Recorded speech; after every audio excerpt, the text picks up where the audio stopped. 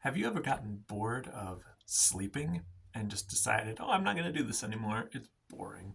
Or maybe something like eating or breathing, and these things we do all the time over and over again. They're so repetitive, so dull. I'm just gonna stop doing it. It's boring.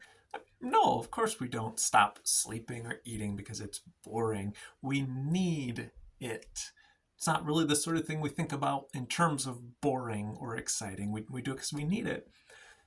A similar reality arises when I think about the Lord's Prayer. It's something we are supposed to do because we need it. I want to give you two quick reasons for why we should keep on regularly praying the Lord's Prayer, even though sometimes it can be kind of stale, kind of boring. The first one is simply this: that's exactly what Jesus was teaching his followers to do.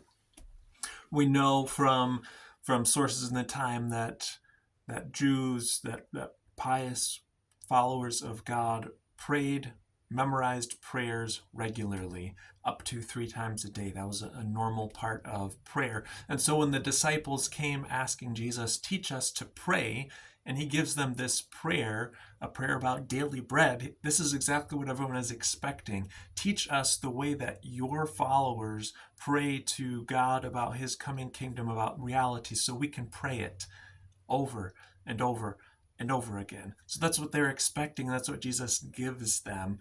Yes, it also teaches a pattern. Yes, it also teaches a shape of prayer, but it gives them words to say regularly.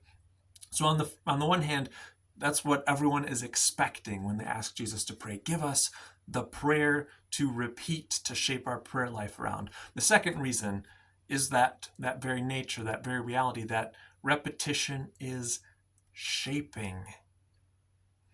You become very competent at your job because you do it every day. If you want to get good at throwing a baseball, you throw a baseball every day. If you want to play piano, you play piano regularly. Repetition is shaping. And Jesus gives a prayer that shapes you into the kind of person who asks more and more, God, you want me to live in a way that is for your glory and for your kingdom, and to deeply drill that into your conscience. You want me to cry out to you for the needs that I have as I pursue living for your kingdom. And this prayer, this repeating it again and again, it drills those realities into your conscience. God, here's the way you want me to live. God, here's what I need in order for that to be a reality. So pray the Lord's Prayer because Jesus expected that of his followers, and because repetition shapes us.